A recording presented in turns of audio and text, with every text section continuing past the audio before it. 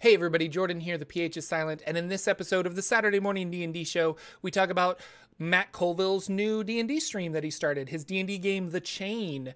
We also talk about Lucien's game where he killed a player, and I gave my party a wish spell.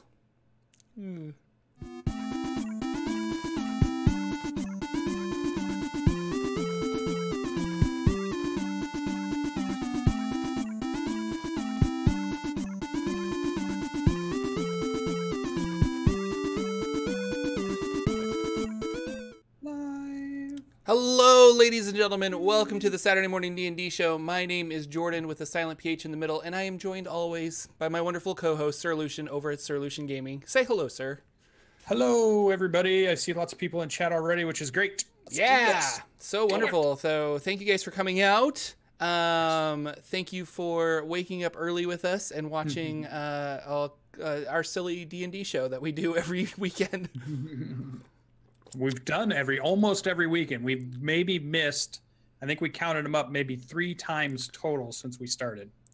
And then I get messages from Lucien who's like, by the way, I don't think I'm going to make it to the next Saturday because I've got something going on. And I'm like, what? Now I got to struggle. I'm lost without you, Lucien. The pressure's on you. Well, I mean, you've had some good guests on before, so I'm sure you'll be able to. I'll wrangle somebody up for next week or do a solo show or cancel the show. Those are my 3 options. And so we'll see what happens. Those seem to be the 3 options. Yes. The world of Dungeons & Dragons is kind of what we talk about on this show, as well as various tabletop RPGs and things like that. The big news, I guess, this week was Matt Colville's Kickstarter live stream. He raised $2 million on Kickstarter. Yeah. And a lot of that was shipping. He always likes to point out that a lot of that is shipping costs for the book. But they were still able to build this studio. Well, build, I guess. They rented a space and they built the studio in it. Yeah. And they've got some nice cameras and stuff. And he started his live stream on Wednesday, if I remember correctly. Correct. Really late for poor East Coasters. I felt bad. And he's in California, so yeah, it makes sense that he did it at the time that he did. But yeah, late for East Coasters. But did you watch it, Lucien? Did you have a good time? I did. I watched most of it live. Again, it was 10 o'clock for me, and it was a work night. So I watched up until about midnight-ish, or right about their first break, and they did about another hour or so after that first break. So I got up the next morning to finish off the very end part, just so I could watch it. It was on the VODs, so you can watch it on that. And it was awesome. You know, it was professional. It was well done, and yet it wasn't actors. It wasn't a production show, but they had a cool video at the beginning. And we're not going to try to spoil. I think we were talking before the show. We didn't really want to spoil it for you guys quite yet. So I'll try not to spoil. I don't know how I'm going to talk about the other thing without spoiling. But the overlays were good. The camera angles were decent. Were really good for the group. And they were playing around with looking at miniatures and looking at the map and putting the stuff down there. So that was kind of cool. And they were using phones and stuff to move them around. Well, and so something I've never seen and granted, I don't watch a ton of live streams. I prefer my RPGs as podcasts to listen to because I can do that while I'm exercising or driving or something. But they had 2 streams going, which really surprised me, that you could go to MCDM and watch the main channel. And then if you go to MCDM2, they had all of the little phone cameras and stuff. So you could get a more tactical view of the board for the people that were interested in a more tactical view of the board, which was super. I'm surprised nobody's thought of that before. I almost was thinking about stealing it now, because we do a lot of online games, and a lot of times in our overlay switches, we're going from character portraits and people that are on a Zoom call, but then you want to show Roll20, which is where all the tactical stuff is going, and you start to lose a lot of room if you're trying to shove all that in the same screen. But wow, couldn't you just have crew cameras in one stream and then tactical map and character sheets and all the other stuff in the other stream, and then people could just pick and choose or have both? I think there's programs that let you watch 2 streams at once, side by side. And I thought, that'd be really cool. Now, I'm guessing that's a big hit on bandwidth, but the cool thing they said about that one is the one that was the miniatures, they lowered the frame rate way down because there's not a lot of movement. Right. It's like, my character's here and I'm done. You don't need 60 frames per second so that you can watch everybody's mouth move at the right time that the voices are moving. So you can go for a really low FPS stream. So then maybe because you're doing 2 of them, it doesn't kill your internet connection like we have. I mean, I've already got a couple of drop frames here where we're barely doing anything. So yeah, it's interesting. I like the idea that if you like a tactical game, you can watch the tactical part. If you love the characters and the interaction and the facial expressions, the surprise looks and the angst over dice rolling, you get that with the camera. So it was really good. Their overlays look beautiful, which were the same as how their book is. So if any of you have the book, it used the same borders and different colors and the whole medieval manuscript scheme that they were using. And I thought, wow, just really good. And then that's the presentation. And I felt like he kicks it off with a huge bang, which is very Matt Colville style. I think even I was listening to Jim Murphy talk about it. He's like, it's very Colvillian to start off with. And I think even his characters are saying, you just did the same thing you did in our last campaign, which was, the enormous bad guy shows up, and that's exactly how their campaign started. So it was just pretty funny to see that whole thing. And I loved it. I really loved all of it. I can't wait to see the next one. I like how Skull Dixon kind of mentioned it. He's supporting it, not only the actual viewing of it, but then there's a lot of Twitter posts. There's a lot of articles that are on MCDM. They're going to do a lot of campaign diaries that you can keep up with. So if you don't want to watch the actual live nitty gritty, I did this on this round or that round, and you just want to get this is what happened in a 10-minute read. Yeah. It sounds like they're going to be doing that kind of stuff. There was already a wiki up, so you could go to a wiki. Yeah, that blew me away. And I guess it shouldn't blow me away because the community is so like pouncing on this. But yeah, there was a wiki already created and all the characters were typed out, not just the players, but a lot of the NPCs. And they're like, this NPC died in this episode, etc. And I was like, what? You guys are crazy. But how exciting. I don't know. There's been a lot of people waiting for this stream and they're chomping at the bit for it. So it's kind of exciting that it's here. Yeah. Well, and it was a Kickstarter. Me and you both kickstarted and we're excited about. So now it's here. So that's one excitement, right? It's Matt Colville, which is one of the people that kind of inspired us to even do some of the things we're doing and inspired this show for sure. So excitement number 2. Excitement number 3, he's doing a game that is so Black Company, my favorite fantasy book series of all time that I've read probably more than 20 times, all the different series. I love Glenn Cook. The Chain, which is the name of their campaign at this point, is basically Black Company. I'm like so excited my head's gonna explode. It's like everything I love. Like I don't know what else they could add into this except maybe if you got like a cast member of like actors I like or something like The Rock or just like crazy over the top people, Chris Pine or all the Avengers are in there somehow. The only other thing I love, superheroes, somehow gets slammed into this because it's everything I seem to like that he's doing. So it's really cool. And I'm a big fan. So I'm going to be one of those big fanboys who thinks nothing's wrong.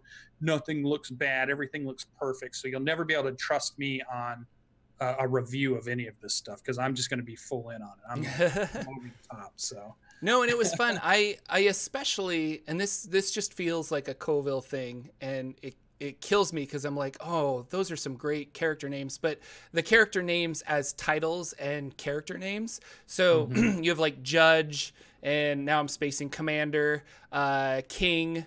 They all had these titles as names, and I really liked that. I thought that was really creative, and it makes like I'm like, oh, like Copper I think was one. Yeah, Copper. The Ranger. And Nails. I like the idea. Like now I'm like, well, now I want to start like an assassin named Knives or something. Like I just love that noun for a name kind of a thing. Very Black Company. When you come into the Black Company, there's a name that you would go by, and it's usually just something kind of like there's Goblin or One Eye or these different things. And it's funny because you leave your past behind when you join the Black Company. And in the Black Company, they even say, tell us everything from your past, because they got to make sure that whatever's in your past doesn't affect the company. And so before you can join, you have to tell them everything you've done, every criminal act, every reason you're running. Why are you even joining this thing? Because they don't want your baggage to come back and mess with the company. And he's doing the same thing in that with the Chain. Like that's how they set that whole thing up. So they have, like you said, these really just strong single word names: Nails, Judge, Copper, sweet commander. We didn't even get his name. He was just commander. And then I think that was the 5, right? There were 5 of them, 6 of them. I'm trying to remember now, but it was really good. Boots. There was somebody named Boots or something, if I remember. Somebody has a displacer beast. Not only do we get that, we get 2 new character classes. One pugilist that came from either DMSGuild or it came from RPG Now, just somebody that had made, and he allowed one of his characters to play it, which was cool. Super cool character art. But then he created the Ill Rigger, which you can find now out there, and he's completely said this has not been tested or balanced or anything. We're just trying it out. We'll make adjustments when we play. But there's an Ill Rigger, which is basically like a paladin of Asmodeus, I think is what it is. So some type of variant on paladin. And then we get some regular classes that we might know, but then we also get a modified ranger class. Almost, they're calling it the monster tamer, I think is almost what he was called. It was almost like a subclass of ranger in a way, because he wanted his player to really have fun playing that thing. So it was really interesting, and I like the Beastmaster Ranger a lot, and it does need some love, and it needs some fixing, and I think the fixes that Wizards of the Coast did for it were good, but didn't push it right into the right, or didn't fix everything. And so Colville kind of took this and he was like, well, I'm going to make this Ranger and we're going to do this. And it was really interesting because he invented new, like, whether it's good or bad, we'll see during the playtest as this guy plays this Ranger. Because there were a lot of people, especially on Reddit, that were just like, well, this isn't balanced and this isn't good. And I'm like, well, it's a refining process. And I don't know. So that's kind of how I felt about it. But there were some new mechanics, like you basically gaining marks on a monster. So you could do perception checks, or you can do like certain bonus action items that would stack marks on a monster, allowing you to do more damage to a particular monster. And you could lose those as you hit. So when you hit, you would lose the 2 marks, but it would do an extra 2d8 damage or something. I'm making this up because I don't have it in front of me, so don't hold me to that. But it was that mechanic that was new that I'm like, oh, like that's kind of what the Ranger needed, I think. Not like, let's make it more like a Paladin, or let's make it more like this. Like rather than borrowing from other classes, it needed its own little like mechanic. I keep saying mechanic because I don't have a better word, but. And I feel like he adjusted the interaction between the Ranger and the pet enough that the player was going to like it a little bit more than the way as rules as written was. And I think that is a sticking point for some people, because I think he even said somewhere in there, I don't know if it was on a Twitter or it was another message, where he said his player came to him and he was kind of frustrated with reading how the Ranger rules worked with the pet. And that's when he decided, well, let's just come up with something that's going to be fun for you, because I want you to have fun playing this character. And that's, so I feel like there was some interaction that that we'll see, that we didn't necessarily get to see in this first fight, but maybe we get to see later on in the rest of the campaign. So it's hard because I want to talk about every single little each detail, but we don't really want to spoil it for those that haven't got to see it yet. Though, if you're watching a lot of my channel, you're only going to get about a week, maybe a week and a half, before I go full spoiler heavy and just talk about the entire thing from top to bottom, because I just have to talk about it. It was so good. There was so much that it made my mind think about that I got to start talking about. So you're going to see some more stuff from me for sure, because I have to talk about what's going on in it, what I liked, and some of the things I took away from it, and just cool things, just stuff well, I think for this episode, we won't spoil it. Maybe in 2 weeks, we'll kind of recover episode 1 and just kind of talk about like our feelings or whatever. But you're right. Like, it was the same thing when Critical Role came out with their season 2.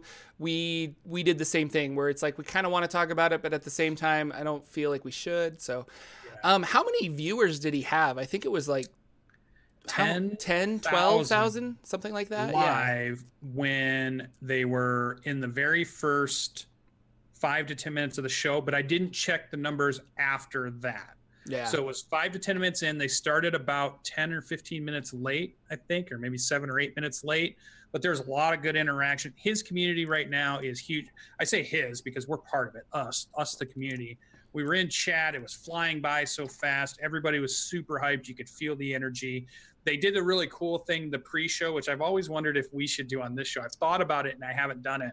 But the idea of showing the cameras but muted, so you can see us sitting here getting stuff ready, doing stuff, whatever. And then when the show goes live, it actually, you know, pops in. And that's maybe if we had another camera behind us, so you could see the workstation and all of us getting, that would be really good. Yeah. So I like that idea. And then boom, it kicks off and we're seeing 10,000 people, like, 10-5, something like that. And then I think it probably trails off through the night after that.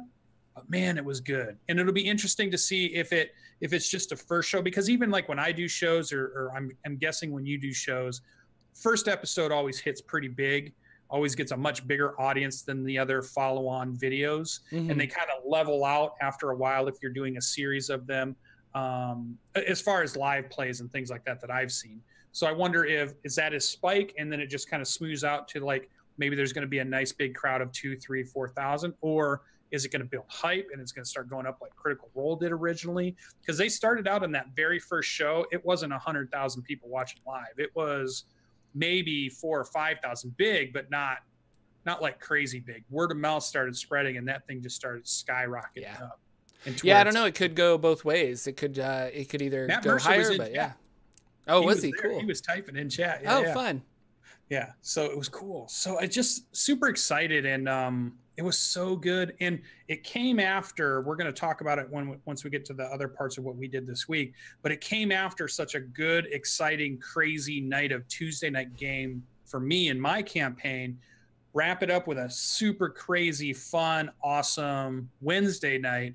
It just felt like D&D this week was just off the charts. Good. It was just so good. Yeah. And I guess I want to ask you this question, but I don't know if you can answer it. Because we were talking before the stream starts that you really feel like Matt's DMing style was the type that you like to watch.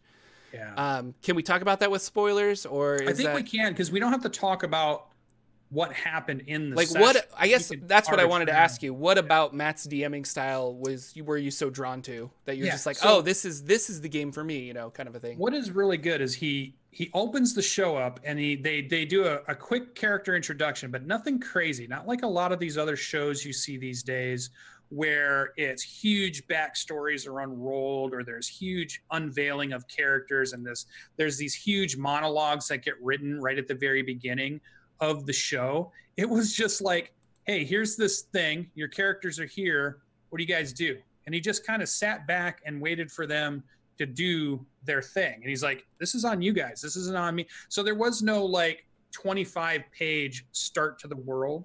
He didn't start talking about what's going on. He didn't start talking about where they were, none of this stuff. It was just like, we're in the game, we're just playing, your group is doing, let's do this. I liked that. There wasn't a lot of over explanation of the scene, which meant it left it up to you to imagine more of what was going on and not have to pay rapidly attention to somebody who's written out, a clear several paragraph thing when they read, okay, you've walked in this room, and now for the next 5 minutes, they talk about the room and all this, the mood and the stuff. It's almost like they're trying to set too much of it for you and not leaving enough up to your own imagination. So I really like that. And he jumped in, he let the characters do what they did. He nudged them in places. There was jokes going on and he was laughing. He has great facial expressions when he hears the players trying to figure out what's going on, because a lot of times they're trying to figure out what should we do? What should my character do? What's the right thing to do just because we're playing a game and we want to win? And what do we think Matt wants us to do?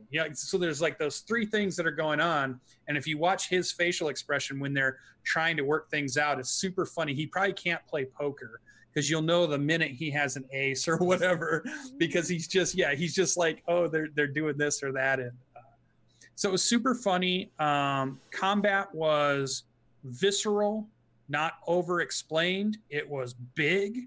It was bombastic. It felt like the start of a movie or a book where it was, here's a big scene, now let's flash back to how this happened, or here's a big scene, now let's slow it down and really see how this is actually going to come out. Because he just throws like, it's like shock and awe right in the beginning and then go, oh, okay. So that's what I liked about it. I love that that was the kickoff to it. He has good voices for a couple of the characters, and they weren't overly done. I think that's what I liked about it. I think it was just really good, and it felt like the game I run at my table now. Whereas when I watch, and I love Critical Role, I cannot do a Critical Role game. I can't run a game like Matt runs a game. There's no way I can do it. I'm not that good at the dialogue with characters. I'm not that good with different voices. I'm not that good with thinking on my feet when the players are asking me questions to make it sound like it's this really kooky character that's answering. I have to think too long of the right and proper answer. And his show is more of a more story driven than I think mine is. Mine's more, you guys are in this situation, let's combat this out and see how you survive it. It's more survival in my campaign than it is, this long running thread of 5 books that are, a big spanning Lord of the Rings story, that type of thing. So I was really surprised. Go ahead. Go ahead. Or even like Chris Perkins. Chris Perkins does a great job. I love his games. I can't do his game. He's just really good at that style, and that's not my style that I can do. But I feel like I can get close to the Matt Colville style. That's the style I can do. I was really curious about them starting at level 5, especially when he had one of the Toms, I think, had never played D&D before. And to throw them in at level 5 was kind of like, ugh, I don't know. Like, why not level 2, I guess? If you don't want to start at level 1, I understand level 1's kind of a death trap, but like start at level 2 and kind of let them figure it out. But if you watch the show, I guess it makes sense. The opening he wanted to do, they needed to be able to survive. So they needed to be like a little higher level. And I was telling some of my friends and players that I like games that start at level 5, but it's because I'm experienced. And so I'm like, I want to get to the meat and potatoes of my character, and that feels like level 5. When things start synergizing, you get extra attack, things like that kind of like just kind of work out. You get, I don't know if you get 3rd level spells at level 5, but you get spells, etc. What do you think? Should they have been or started at an earlier level, or was 5 okay? Or yeah, as it was going, I thought, well, 5 was perfect only because they had to be the officers of the company. So I felt like they had to be more badass than the troops they were leading for the most part, because that's kind of the way it felt. So to me, it felt like they had to be higher than the 1st and 2nd level troops that they had. And I really felt he was building up to a TPK and then was going to do a flashback maybe to when these guys are lower and as they work their way up the ranks. I thought, oh, that'd be kind of cool. So we get this idea of almost like in a movie, you get the big, here's where we're at, but now let's find out how we got there. But he wasn't really trying to do that. And I don't even think he decided. It didn't feel like any of that happened. It was a big battle. Stuff happened, and then they had to figure out what to do. And I think it was a good set piece for knowing how dangerous the world is, how big things are, how big the bad guys really can be and get, because you need to know that right away so that they're not surprised later on. Like at this point, if you've watched that episode, you realize that whoever's going to try to take on the big bad of the campaign, you're going to need a lot. This is not like some small thing, and it's going to take a lot. Or you just need to run to a whole different continent, which is what Black Company was. Black Company was in the very start of the book, without even spoiling the book, because everybody should go read this book by Glenn Cook. It's basically they get a job, they start fighting and get involved in something that's way bigger than they are, and they should not be involved in it. It's going to wipe them out because now they've stumbled into this and should not be there. And so instead of doing that, they just get on a boat and they sail across the ocean to get the hell out of Dodge. And they're just like, we're leaving that behind. We're not doing that. We're going over here. And then they become the mercenary group over here and do stuff, which finally leads them back to the big bad guy so it's almost like this really good arc that is so Black Company. It's funny. It'll be interesting to see where he takes it. A criticism might be, not for me, who was a big fan and watched all of the previous campaign diaries he did for his first campaign, but there was a lot of talk. And if I was a player at the table who was new, I would have been kind of a little like, what are you guys talking about? Because they kept referencing, oh, this happened in the first campaign we played. Lady Serial came from the first campaign. The big bad guy came from the first campaign. And they kept saying that. And I kept watching the new guy who was like, well, I wasn't in the first campaign. So everybody just stopped talking about first campaign. None of us were in that, right? But they're all like, there was like people that had insides. Oh yeah, this happened in the first, those swords are from the first campaign. This is this. And so I wonder if the newer person was a little put off from that, because now that makes you feel like you're not a part of the group. I wasn't in the first campaign. So now I'm not really a part of what you guys are, you know? And so it'll take time for them to gel, but I thought it was good. Yeah. It was fun. No, it was really fun. I had, changing gears, talking about something different. I was thinking a lot about the new Wizards of the Coast book that's coming out, the seafaring one that we don't have a title for. And I was going through my Forgotten Realms history, and I but anyway, I rediscovered the island of Lantan, which is like a gnome engineering island off the coast of the Sword Coast that has smoke powder and magical things. They kind of create a lot of inventions with gnomes, and it got me thinking that I wonder if the new book, and so basically I wanted to say this is my prediction for the new book, is that we're going to see the artificer in this new book because they're going to tie it somehow to the open seas and this island of Lantan where the gnomes are, where there are artificer gnomes on this island. And so I wanted to say that out loud, and then in a couple months we can come back to this video and be like, Jordan, you were completely wrong, or you were completely right, and I'll give myself a gold star if I was right. Nostradamus. Well, and didn't you even mention, it must have been in a Twitter I saw earlier this week, because Chris Perkins shows up on Critical Role out of the blue. Oh, and that was the other thing I wanted to talk about. Yeah, like I'm behind on Critical Role, but I was watching Twitter and I'm just like, what? Like Chris Perkins just showed up for a live episode, so that's really exciting. Yeah, and he was playing a what was it? From the art, I want to say it was a kobold, but I haven't watched it yet. So yeah. I saw a tweet about it, and it was like a kobold something. It obviously didn't last very long, but I remember your tweet saying, "Is this a hint towards the artificer, that we're getting the artificer?" And we know that the article, the Unearthed Arcana article, should be out. They said it normally it's the second Tuesday of the month, but he said this one might be later, and he'll let us know. And I'm talking about Jeremy Crawford. So we should see it next, not this Tuesday coming up, but the one after that, or the one after that. So within 3 Tuesdays, we should be seeing the new class as presented, which I think is, then we'll already have the announcement of what the next book is, or right at that same time, we're going to have the new announcement. So we're going to find out, like you said, is it going to be, are we going to Lantan?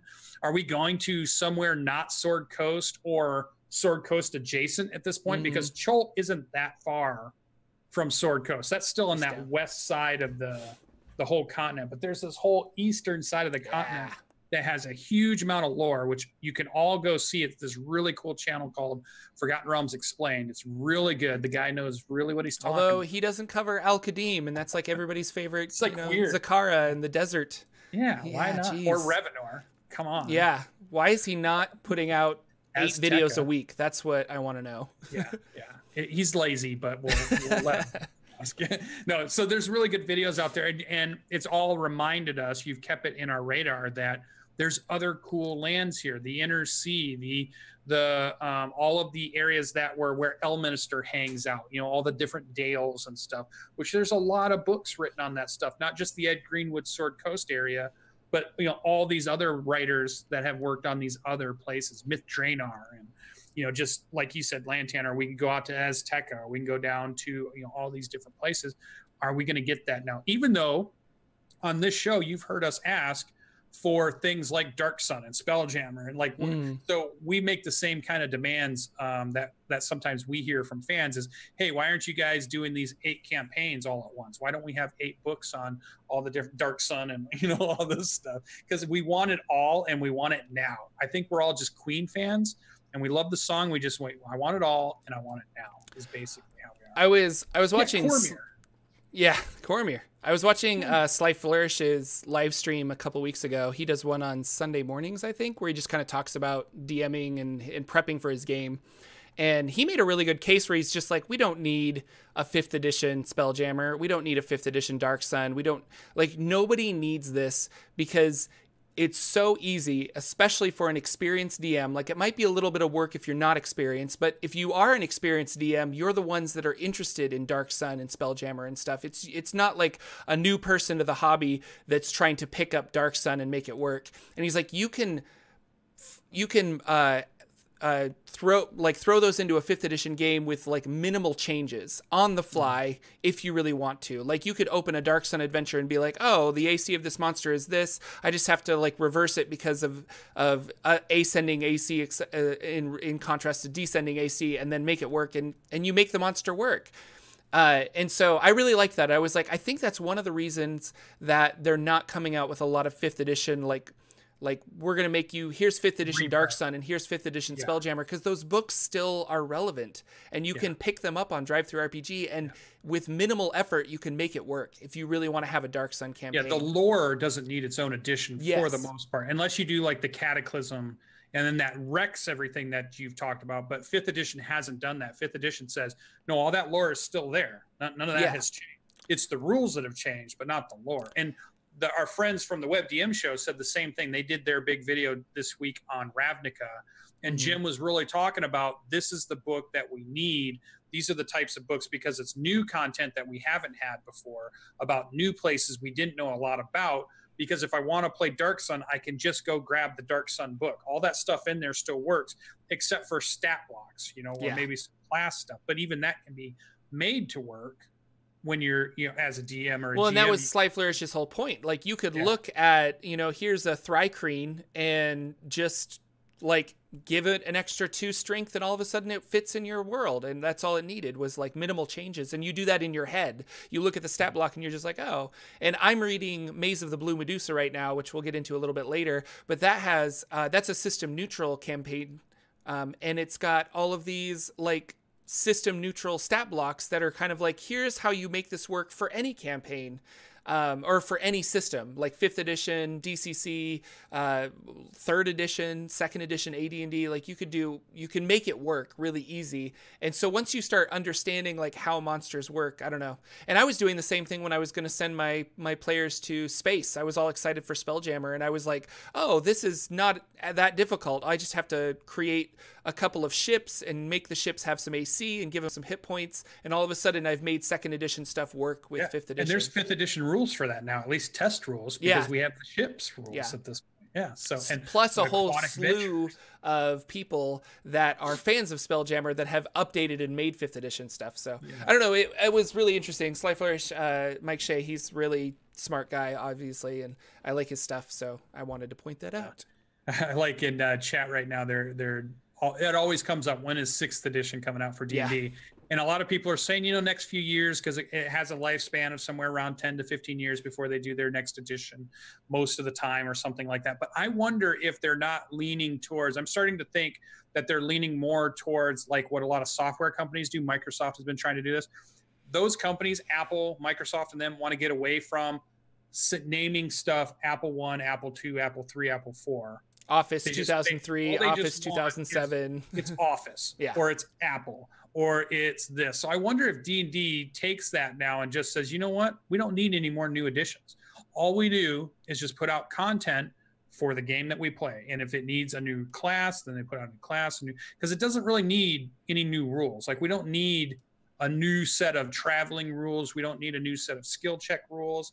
We don't need any, that stuff all works and is fine. There's nothing, archaic about it. It works fine. All we need now is content, right? More to consume, more stories to tell, more different ways to tell them. So all they ever have to add is lore, maybe classes and subclasses and races, and you can just keep going on and on and on, 5th edition forever at that point. You don't even need to change anything. So I wonder if they go to that, where it's just becomes Dungeons and Dragons, and it's not any edition. It's just, this is Dungeons and Dragons, like they've tried to do with a lot of other things. I remember Mike Merle saying during the D&D Next playtest that he really wanted to call it like we don't want to call it 5th edition. We want it to just be called Dungeons and Dragons. Yeah, and Dungeons so, and Dragons now, or something. Yeah. So rather than trying to be like, here's the latest edition, just be like, well, no, this is what Dungeons and Dragons is now. It's 3.5, 4, 4.5, 5, 6, 7, 8, 9. Although there was some tweet by somebody who was like, when 6th edition comes out, and I think Chris Perkins was like, oh, we're going to skip 6th, 7th, and 8th and go straight to 9th edition. And I was like, oh, that's... It's like Windows. Yeah. Skip every other because it's always that good. The odds are always the good ones. Everybody says so. It'll be interesting. We'll have to see. It doesn't matter because we all win. If we get more 5th edition, we win. If they give us a 6th edition in 2 years, we win. It's like, it's all good no matter what happens. Yeah, we'll see what they do. So, and speaking of 5th edition, Mr. Lucien, what did you do in game? You were really excited for games this week. You said it was a good week. What's going on? It was a good week. I killed a player. Oh. So, the excitement that gives a dungeon master is so good. No, it was... I had a really good Seeking Revonar session. We played on Tuesday night because I wanted to clear my schedule so I could watch the Wednesday night stream. And I had a bunch of stuff work related on Thursday. So I didn't want to, in my regular job, I train software. So typically I have clients sign in and we work for several hours and it's me talking and them following along. So over a span of a day, if I'm talking for 6 hours, my voice starts to go. And I look at that, like on Thursday, I have all these trainings and I'm thinking, do I really want to run D&D as the dungeon master? Then I have to talk then too. And I'm just like, no. So I decided Tuesday night, which was really good. We got a group together. We went out. It was a tough encounter. It was an encounter that is a kind of a monastery. And there are some things going on that have some story elements. And there's creatures all throughout this thing, all throughout the monastery. Well, one of the things I've been trying to embed in my players is consequences. There are consequences to your actions.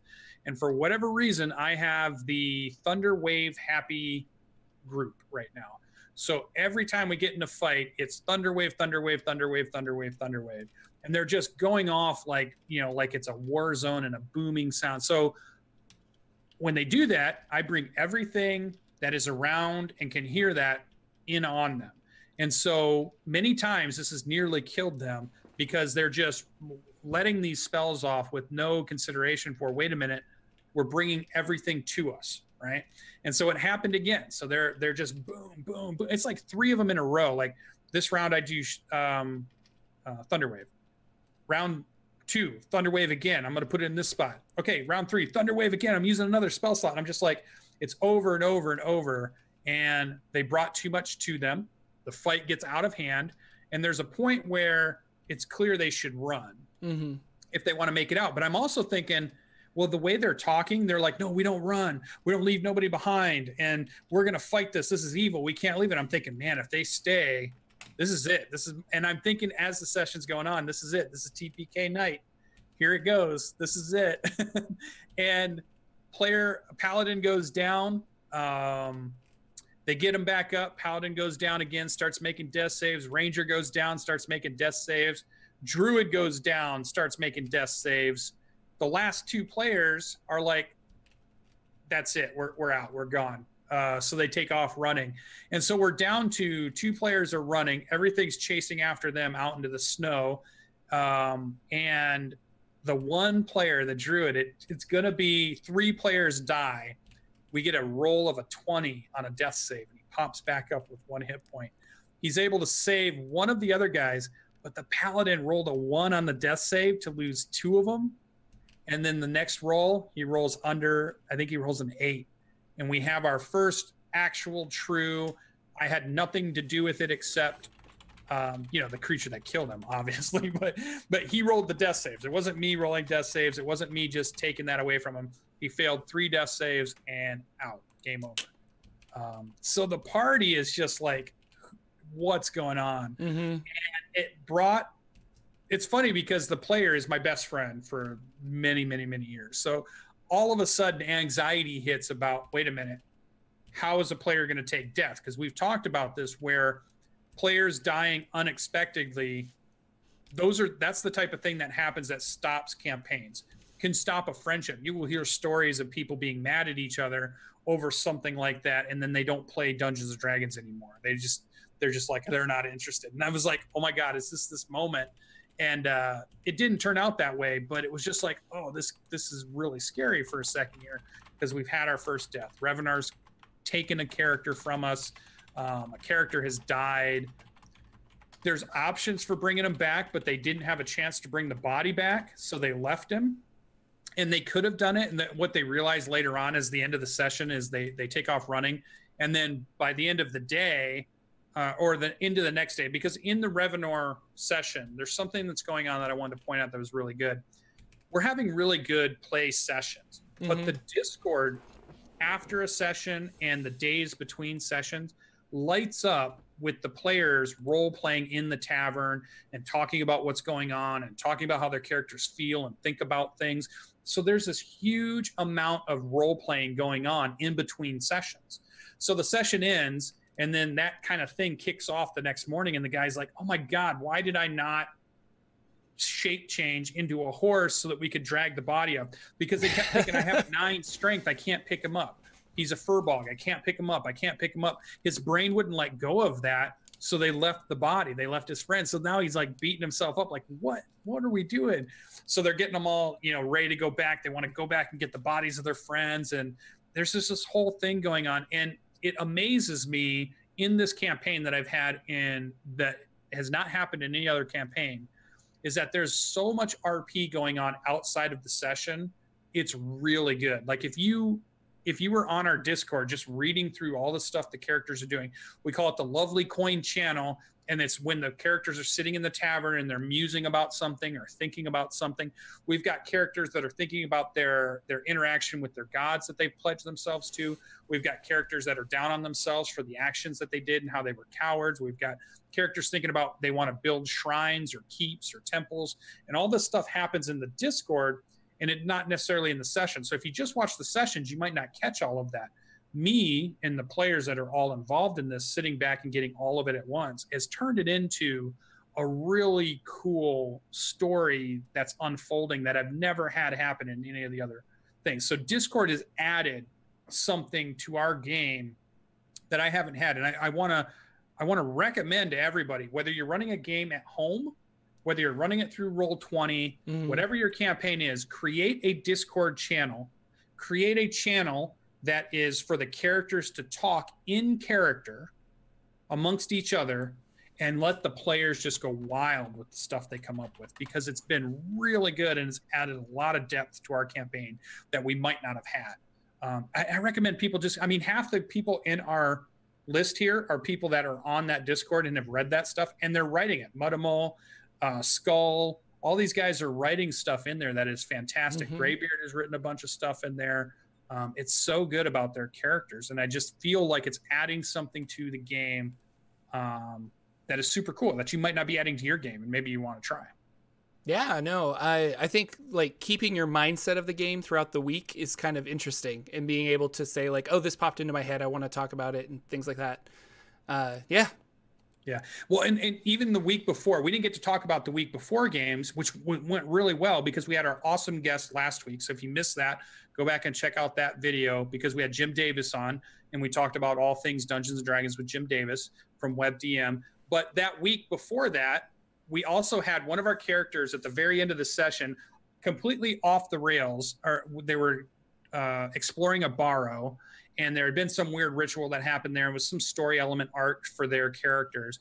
And the one character decides, he's a Shatterkai, decides to go back in the barrow, and he wants to sit down in the middle of the barrow. There's a pit in there, and he's going to start saying prayers to the Raven Queen. And on the spur of the moment, I think, okay, all right. So I type in, as he does that, I whisper into him, and I say, you disappear. Do not talk to the players for the rest of the session. And he gives me this big smile on camera that I'm watching during the session. You can see when this happens. And they're like, okay, guys, it's the end of the session. We're ready to go. Somebody go get Iravel out of the barrow.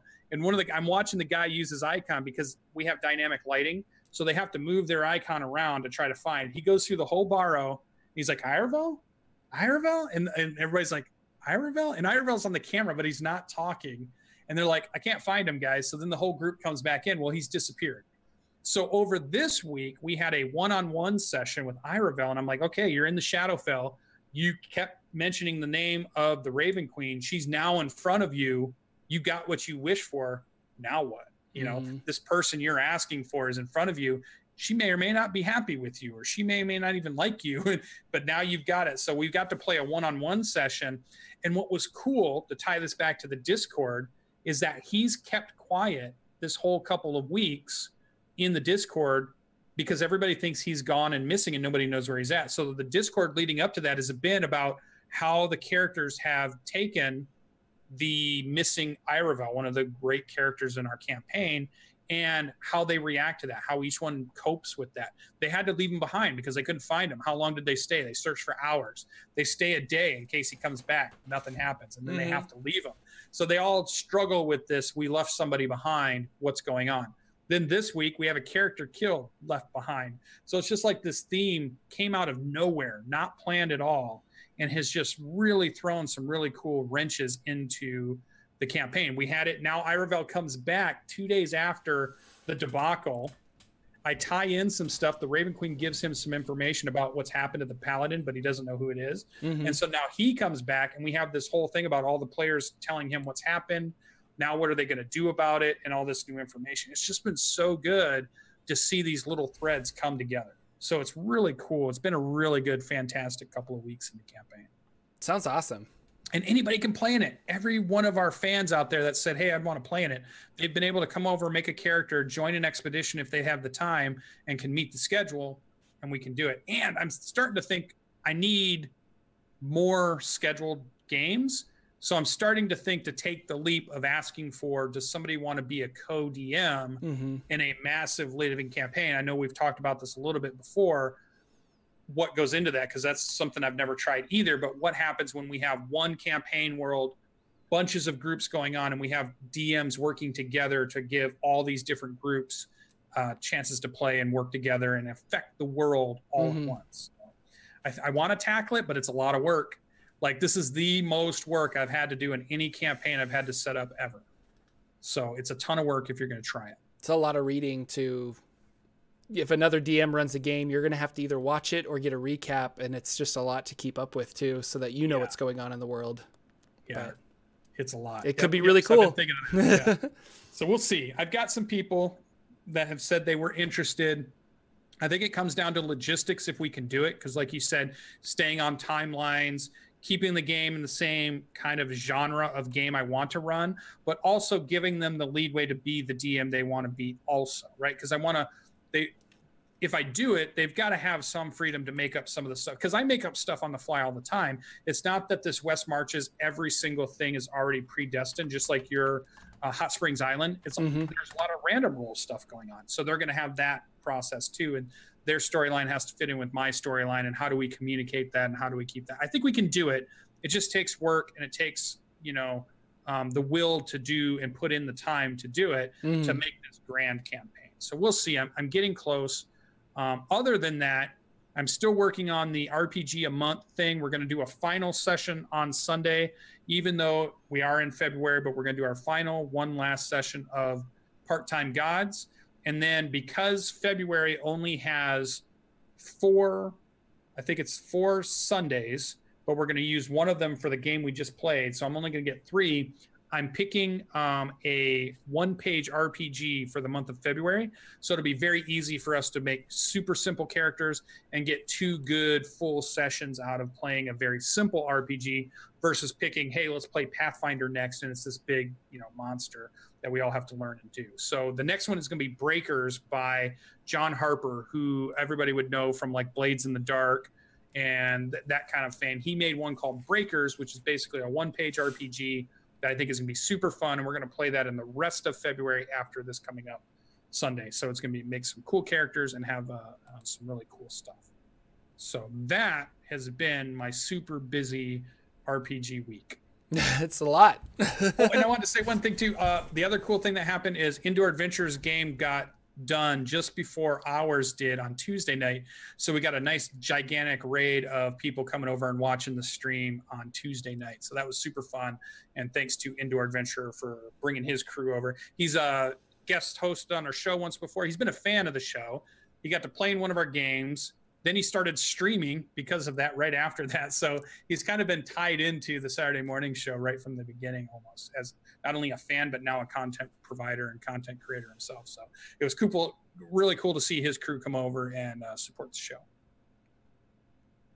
But what did Jordan do in role-playing games? I don't even know what I wrote down to talk about today. I'm done. But I feel this is dangerous. But okay. My players freed a Marid from a weird time loop vortex thing. Oh, you're frozen. Are you there? Oh, I'm here. I see you. Okay.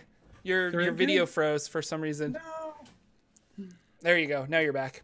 Okay. So there was a catastrophe, and they're in Hot Springs City, and there was a Marid, a genie, that was trapped in this like statue, and my players got caught in a time loop. It was like a Groundhog's Day where they were repeating the same hour over and over and over, and they had to figure out like, well, how do we get out of this time loop? And they ended up getting out of the time loop by destroying the statue that was holding this genie. So the genie is free now, and it says in the Hot Springs Island book that the genie is so thankful to the point of wishes. And I think we lost the stream on... oh, did we? Yeah. Oh, yeah, it says reconnecting down. Hold on. Give us a second. Stream buffer, reconnecting. Wow, there's nothing different going on. I'll give you a second. It'll tell me when we're... It's all good. Okay, should be back right now. All right, I think we're back. Okay. So the book says I'm going to give them wishes, or she is thankful to the point of wishes, and I'm like, do I really want to introduce a wish to my players? But I've been telling myself that I'm like, I want my game to be honest to the what is it that I'm saying, to the book. I want to do a faithful adaptation of this book. So I'm like, if that's what it is, it is. So long story short, my players have a wish that they can call upon at some point, and I'm not really and I'm petrified because they can now do so much, and they've already were like, well, can we use our wish to get out of our bond with the Martell company? And I said, that's probably not going to work. So it was kind of like, there are things that are above her magic, but I don't know. What do you think about wishes in games? And have I screwed myself over, and they're going to do something really powerful with it that I can't control? And now all of a sudden this game is going to go off the rails. Not that it's a railroad game, but it's going to go completely gonzo, and I'm going to have to like, oh, you guys are in the 9 hells now, and Jordan has to make up a whole campaign by himself because you've left Hot Springs Island. Yeah, wishes are tough. They scare me because... It scares me a lot, but they're really excited for it, so maybe it was the right thing for their perspective. But yeah, well, players will OP anything when they can. And then to me, like, I think for me, if I'm going to do a wish, I want to do it towards the beginning of my session, and I want to force them to make the decision right then and there and get it done and over with, versus, hey, you guys have a wish at the end of the session. Now I want you to think for 6 days before we come back to our next session to go ahead and, decide what they're going to, because they're going to come back with some crazy crap. Mm-hmm. And then the other thing is, now I'm going to grant the wish, but how am I going to grant the wish? Am I going to do this in the dickery way where it's like, oh, but you didn't say this, so guess what? This happened to you. Like one of the things, like if the character was going to ask his god to bring back our paladin, and I was talking with the paladin, he says, yeah, you should do that, where you grant his wish to bring back the paladin, but bring him back as a baby, right? Or just screw him or over, undead, and like he's back, but like that, or are you going to try to honor? Is this genie going to try to honor their wishes? I think she's very thankful, and she's going to try and honor the wish, but she's still a genie. And so it is very like, well, if that's what you want, I'm going to give it to you like as literal as possible. So we'll see. Without trying to wiggle out of it or without trying to kind of screw them over kind of thing. Okay, yeah. So maybe it'll work out for them. But again, I mean, they could, I don't know, what we wish for a Holy Avenger, and that's like a +5 Vorpal sword or something, or what, you know, like a game changer. We wish for a Wand of Wishes, or we wish for, I don't think I would, something crazy. A couple of rules. You can't wish for more wishes, but Are those real rules? But we'll see. I have set her up to be not an all-powerful being. Like she can't kill people. She can't do some certain things that they might try to do. But they did look up basically the wish spell, and they're just like, well, let's look it up. What can the wish spell do? And right now they're thinking we can get 25,000 gold from this wish spell. Like that's the maximum amount of gold you can get from the wish spell in the PHB. And they need gold to shrink their tattoos to pay off their debt to the Martell company. So it's a possibility. 25,000 gold. Who knows? You know, we'll see. But yeah, so that was the big thing that's happened. I have, not that I'm trying to plug my Patreon, but I have a Patreon, and if you support at a certain level, we have a monthly hangout with some of those patrons. And so I was doing a hangout a couple days ago with my patrons, and I was telling them like, yeah, they've got this wish and I don't really know what's going to happen, and it's going to be kind of crazy. And so they're like on the edge of their seats. They're just like, you have to fill us in what's happening because we're really curious what's going to go on with this wish. And I'm like, we know. So we'll see. But Hot Springs Island is going really well. They ended up finding, this is another interesting thing about Hot Springs Island is it's part of the Swordfish Islands. So I think the writers of Hot Springs Island want to make other islands eventually. They want to write other books in this Swordfish Islands universe. So they've so they've set stuff up such as my players found a portal, an archway that when activated would lead them to another island on the Swordfish Islands. But there aren't other Swordfish Islands yet. And I was really surprised, but they figured out the puzzle and they activated it. And instantly the ranger was like, well, I jumped through. And I'm like, oh, okay. So this is what's happening. Now, and some of my players... Does it explain where the portal goes in the book? Oh, well, no, it just says it goes to another island on the Swordfish Island. So I was just like, ugh, what do? I don't have another island. But also with that, there's a protective bubble around Hot Springs Island that is preventing teleportation in and out. So I had them hit that bubble and get ricocheted back down to the island. And they're now in a random quadrant and they don't know where they are, which will be kind of fun. But it's things like that. This book really keeps me on my toes where I'm just like, I'm not sure how I feel about this, but it's really interesting and fun. I'm loving this adventure so far. And we'll see. My players are level 6 now, almost level 7. They're really enjoying everything about the island. I like that it's minimal prep. Like I had to do a lot of prep and a lot of reading to understand all of the dynamic, the way NPCs were interacting with PCs and things like that. And just like, I can't use my words right now. The different factions of the island and how they interact with each other.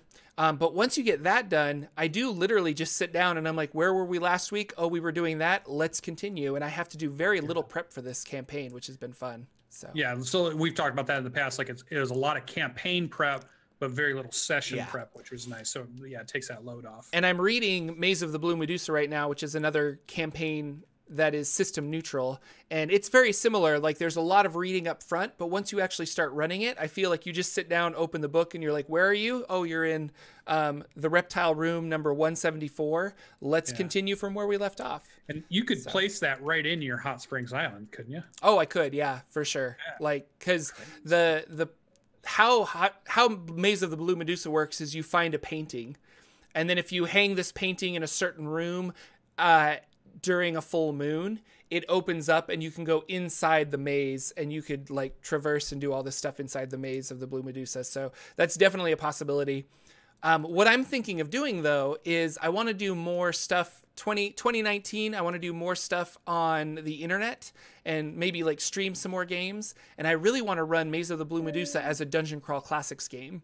And I might, because I've got a pretty good microphone set up here because my wife started a podcast, so we have a bunch of microphones now. And I was like, maybe I'll run it with some friends, local friends, and I'll record it and put it up on the Saturday morning D&D show or as a podcast or something. So that's a possibility in the future of doing something like that.